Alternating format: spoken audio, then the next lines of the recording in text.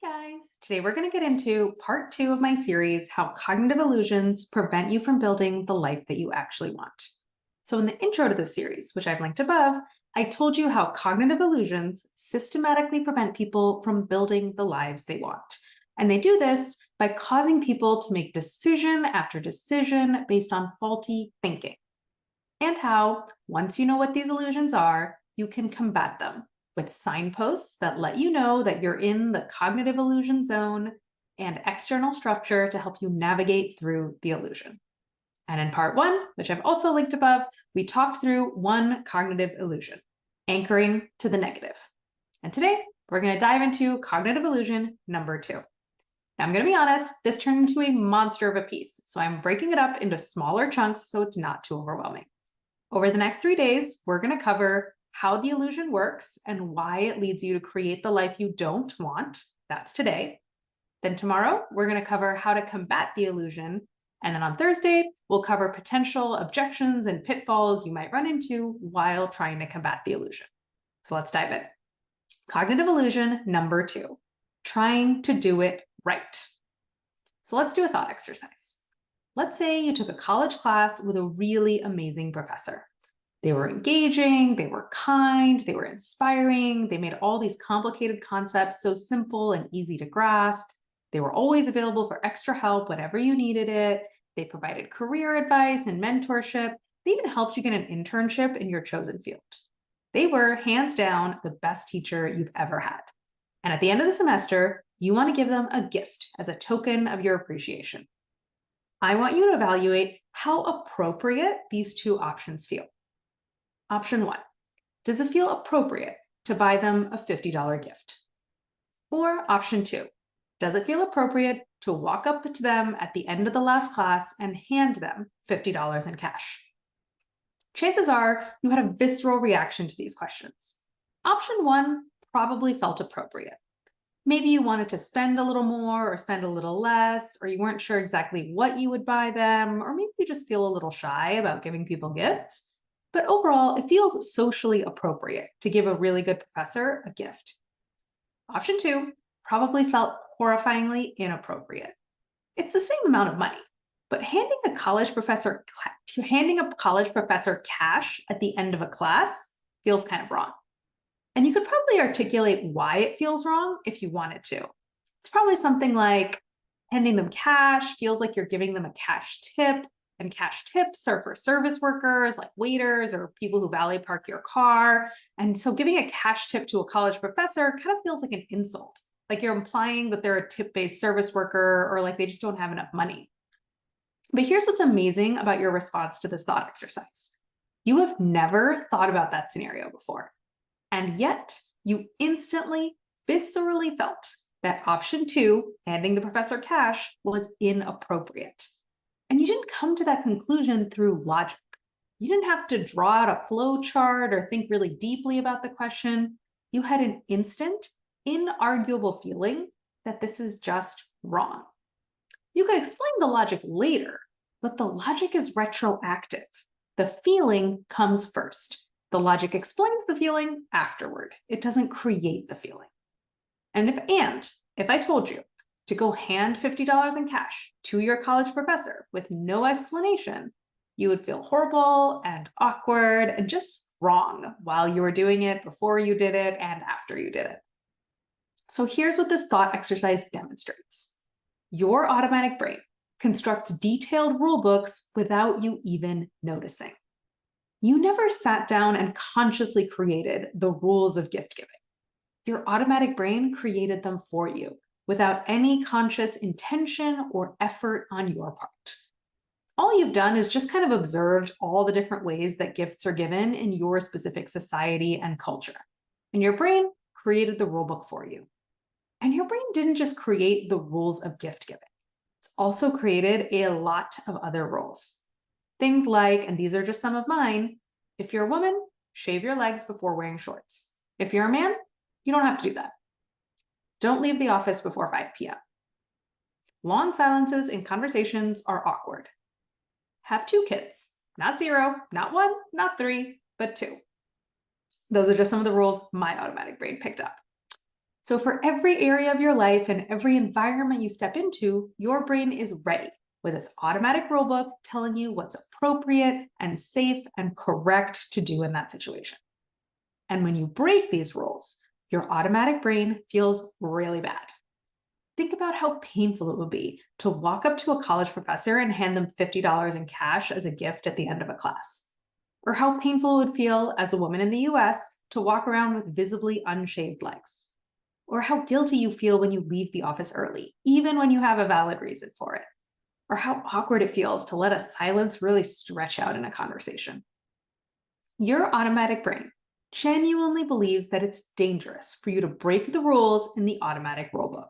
And so it works very hard to prevent you from doing that. Just like how your brain sends you physical pain signals when you do or even think about doing something it thinks is physically dangerous, it also sends you mental and emotional pain signals when you do or even think about doing something that is socially dangerous. Now, nothing is going wrong when this happens. This is how your brain is supposed to work. Consciously, manually figuring out the rules for every single scenario would take a massive amount of time and energy. Creating that rule book automatically and unconsciously saves us all that time and energy, which we can then put towards other things. And having strong negative feelings when you break those rules, or even think about breaking them, helps our groups and societies stay cohesive. If everyone could do quote unquote inappropriate things without any internal alarm bells going off and stopping them, our groups would probably fall apart pretty quickly. So, what's the problem? Why does trying to do it right according to these automatic rulebooks lead you to creating a life you don't want? Well, first, and most obviously, it kills your authenticity. If you have any desires that go against the automatic rulebook, you just have to shut them down.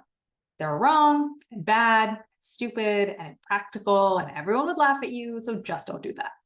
In fact, you might not even know what your authentic desires are because you're so busy asking, how can I do it right?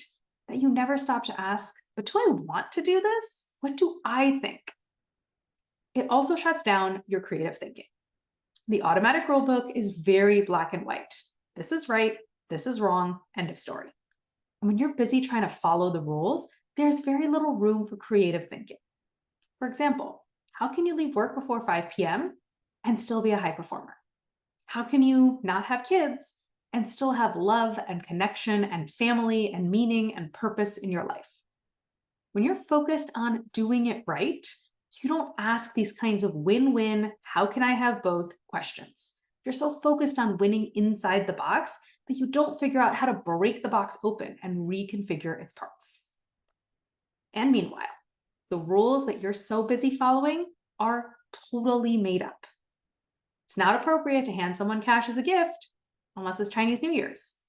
The appropriate time to leave work is 5 p.m. at some companies, 7 p.m. at other companies, and 2 a.m. at other companies. Some cultures believe you should be married by 30. Other cultures don't think marriage is that important at all, and lots of people live with and have children with their long-term partners without ever marrying. So the rule book your brain has constructed is based on a tiny, tiny corner of the world in a tiny, tiny window of time. It does not represent the entire world or any kind of objective truth. And if you're too busy trying to do it right according to one arbitrary rulebook, you'll miss out on the chance to find or create groups that live by different rules. And there's a high chance that the rules are conflicting, nonsensical, and completely unfair. I won't spoil it for you in case you haven't seen it yet, but there's a pivotal monologue in the Barbie movie that caused me to instantly burst into tears because it named all the conflicting, impossible rules for women that I've absorbed from the society I live in. All these conflicting, nonsensical, and completely unfair rules cause me to always feel like I'm doing something wrong because I can literally never fulfill all of them at once. I've linked to the monologue above. And women aren't the only ones subject to conflicting, nonsensical, and completely unfair rules. Men are subject to them too. My pet theory is that any system that oppresses people without power oppresses the people in power too. Because if you've built a group or a society with better people and worse people, everyone in the better people category category now has to do all this stuff to maintain their status, lest they risk becoming one of the worst people. And this is true whether your better and worse groups are men and women, or white and black, or rich and poor, or productive and lazy, etc., etc. It's a trap for everyone. And human brains are wired to create in groups and out groups pretty much everywhere they go. So chances are, whatever society or group you're in has this better people, worse people dynamic in it somewhere. So to summarize, trying to do it right, aka blindly believing the rule book that your brain has automatically constructed, and then trying to get an A+ on all those rules, kills your authentic values and desires. And it kills the creative problem solving that's required to live in accordance with those authentic values and desires. All for the sake of a bunch of rules that are at best arbitrary and at worst impossibly unfair.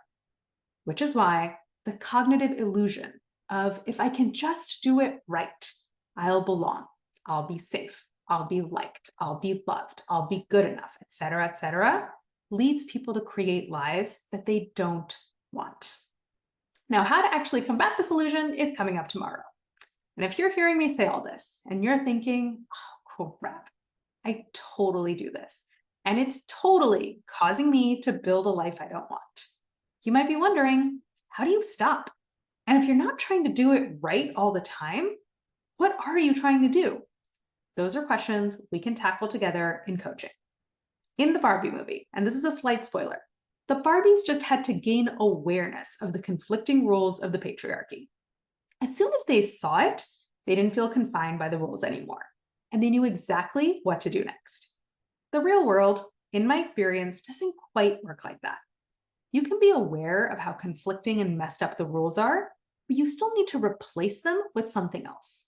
And you need to practice operating by your own playbook instead of the automatic rulebook, which can be pretty scary until you get the hang of it. And that's what we do in coaching. We'll work together to develop your personalized playbook, the one that can replace the automatic rulebook your brain has picked up from society. We'll address all the fears and concerns your brain brings up in a structured, thoughtful way.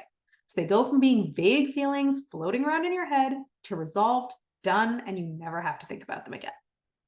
And most importantly, we'll strategize on how to create a safe way for you to put your new way of being into practice. No jumping off the deep end and shocking your system. We'll take it one small step at a time in small, safe arenas until you're ready for the next step. And when things go sideways, which they inevitably will at some point, we'll troubleshoot what happened and figure out what you want to adjust. And you'll get enough reps on this process that by the time we're done, you'll know how to keep doing it for yourself for life. So let's go. Go to the link above and book a free coaching consult.